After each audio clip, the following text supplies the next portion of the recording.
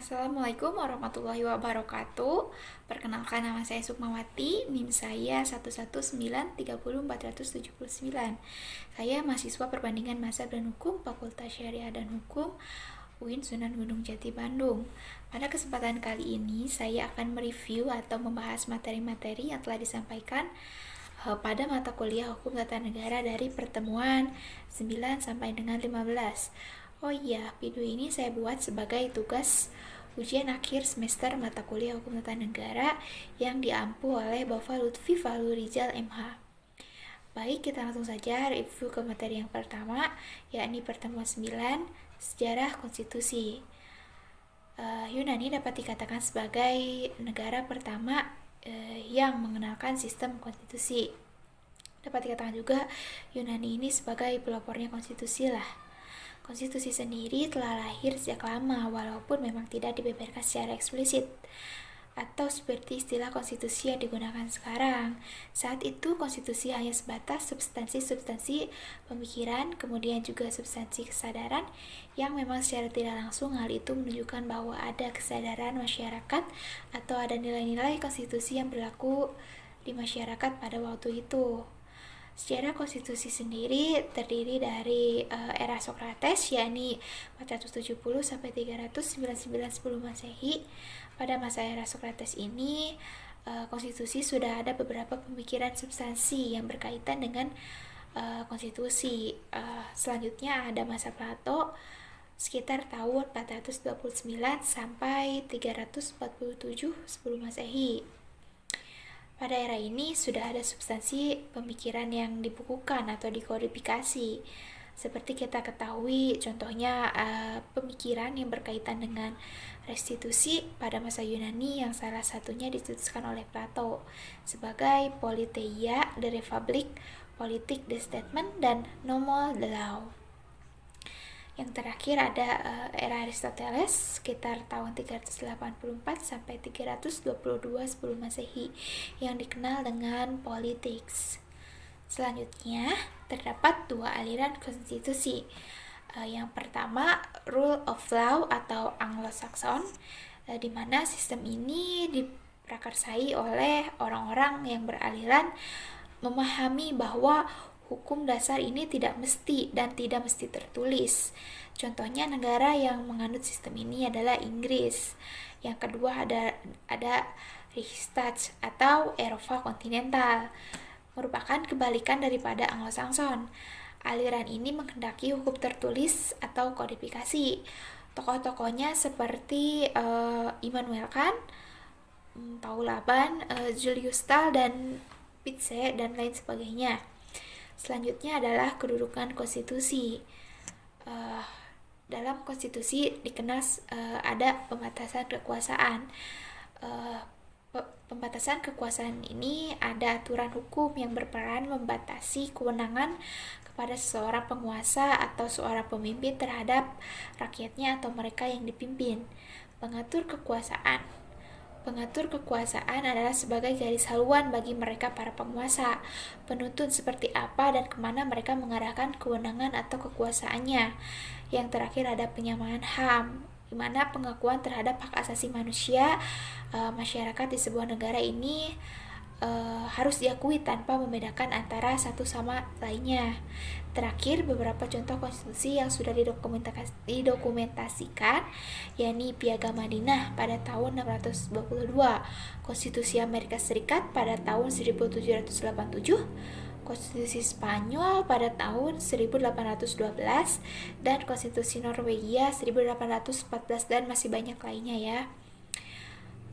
Yang kedua, review pertemuan 10, membahas tentang terbentuknya konstitusi. Secara garis besar ada 3 proses terbentuknya sebuah konstitusi atau macam-macam konstitusi. Yang pertama adalah given atau diberikan. Sebuah konstitusi dibentuk atas dasar pemberian daripada penguasa. Contohnya adalah yang terjadi di Jepang, di oktroi atau kaisar Jepang. Yang kedua, on purpose. Konstitusi yang disediakan dibuat oleh masyarakat negara dan petinggi negara, jadi kayak join gitu loh. Contohnya Konstitusi Amerika Serikat yang disusun oleh Majelis Konstitusi di kota Philadelphia pada tanggal 1 Maret 1781 dan disahkan pada 17 September 1787. Yang ketiga dan terakhir adalah revolution, sebuah proses pembentukan konstitusi yang dilakukan atas dasar perlawanan atau upaya yang sangat fundamental dan menyeluruh, yang mana apabila tidak dilakukan akan terjadi kekacauan. Contohnya yang terjadi di Prancis pada tahun 1971. Adapun ideologi. Nah, apa sih ideologi itu?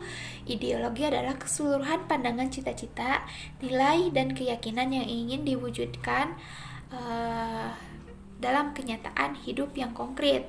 Dan terakhir ada norma. Apa sih norma itu? Norma adalah petunjuk tingkah laku yang harus dilakukan dan tidak boleh dilakukan dalam hidup sehari-hari berdasarkan satu alasan atau motivasi tertentu dengan disertai sanksi kalau dilanggar.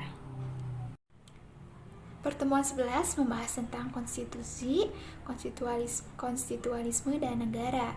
Secara sederhana, konstitusi merupakan kumpulan peraturan dasar sebuah negara yang mengatur tentang hubungan antara warga negaranya maupun warga negaranya dengan warga negara luar negaranya. Negara sendiri adalah sebuah organisasi kekuasaan yang di dalamnya memiliki komponen-komponen yang terdiri dari pemerintahan, rakyat, wilayah, dan pengakuan dari negara lain. Selanjutnya adalah konstitualisme. Konstitualisme adalah sebuah negara yang menganut konstitusi atau negara yang memperlakukan konstitusi dalam penyelenggaraan kehidupan berbangsa dan bernegara. Adapun kepentingan dari konstitusi adalah jika berkaitan dengan konstitusi, biasanya pertanyaan yang muncul seputar apa yang menjadi dasar kepentingan sebuah konstitusi? Tujuannya apa sih? Kepentingannya apa? Nah, ada pun beberapa poin kepentingan konstitusi, yakni yang pertama, dasar dari berdirinya suatu negara beserta tujuan dari negara tersebut didirikan. Nah, hal ini menjadi bukti otentik lahirnya sebuah tujuan yang dicapai oleh suatu negara tersebut. Konstitusi Pancasila, contohnya ya, merupakan sebuah deklarasi yang dibahas setelah dibicarakannya proklamasi, kemudian dibahas keberadaan Pancasila.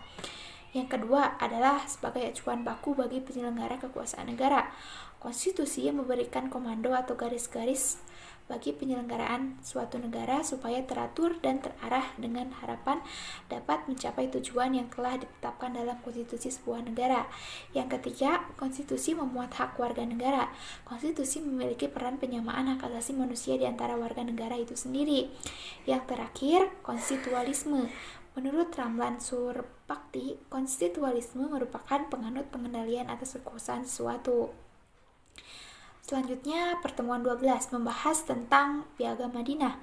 Piagam Madinah atau yang disebut para ahli sebagai Sahiphah Madinah. Selain itu, ada beberapa istilah lain dari Piagam Madinah menurut para ahli ini. Yang pertama, Montgomery Watt menyatakan Piagam Madinah dengan istilah The Constitution of Madinah. Selanjutnya, R.A. Nicholson yang menyebutnya sebagai charter atau piagam. Selanjutnya, Anthony Nothing Agreement yang secara tidak langsung dia kurang setuju dengan penyebutan Piagam Madinah sebagai konstitusi. Nah, dalam Piagam Madinah sendiri ada 3 hal yang menjadi substansinya, yaitu yang pertama, kesepakatan di mana ketika itu masyarakat Madinah memiliki tingkat kemajemukan yang sangat tinggi, tidak hanya mengenai ras saja tetapi termasuk juga agamanya. Maka pengaturan yang dibutuhkan pada kali itu dijalin dalam sebuah kesepakatan yang di dalamnya mengatur hak dan kewajiban masing-masing. Yang kedua, substansi persamaan antara hak dan kewajiban untuk muslim maupun non-muslim.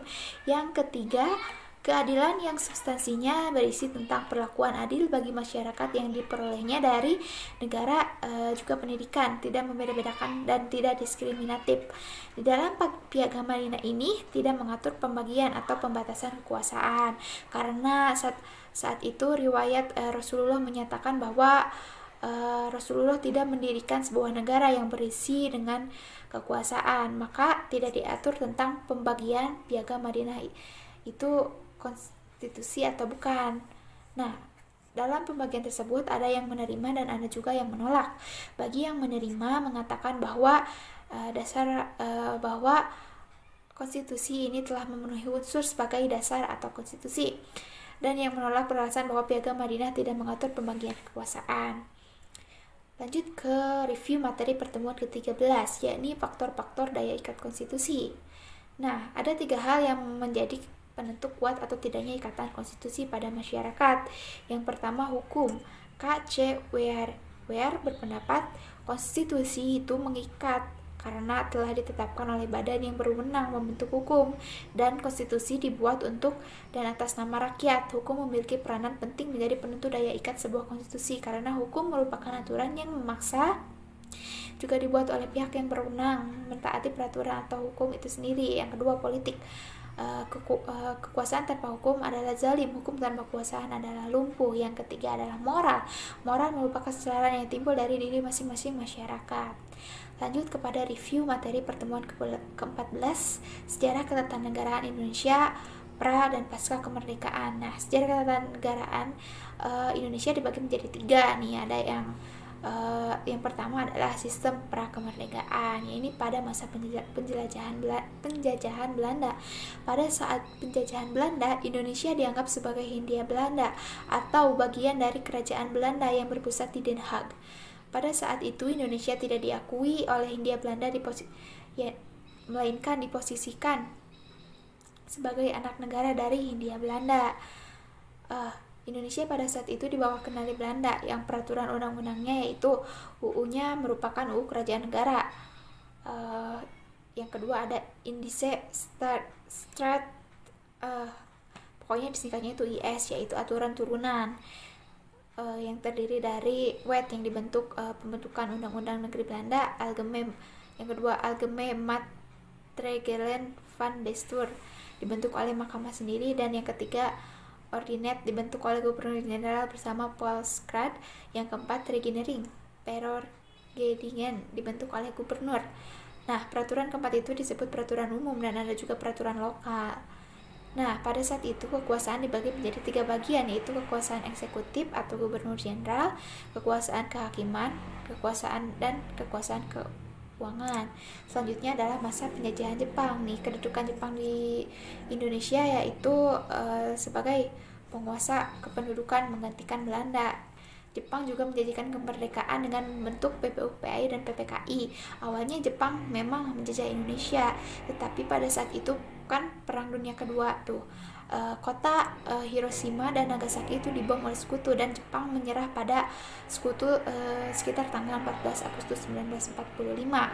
Nah, pada pendudukan Jepang sendiri, Jepang tidak dibenarkan mengubah susunan ketatanegaraan. Selain itu, Jepang hanya meneruskan kekuasaan pemerintahan Belanda, dan kekuasaan tertinggi ada pada tentara Jepang, bukan pada pemerintahan Belanda.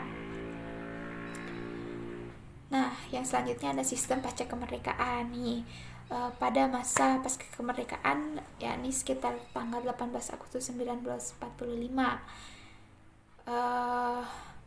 menurut I.R. Soekarno dan Muhammad Hatta ada 3 unsur proklamasi, yakni kedaulatan penuh yang mengatur sistem ketatanegaraan, pemindahan kekuasaan yang diselenggarakan dalam waktu singkat, dan pemberitahuan kepada seluruh rakyat dan rakyat Indonesia dan internasional nih ya.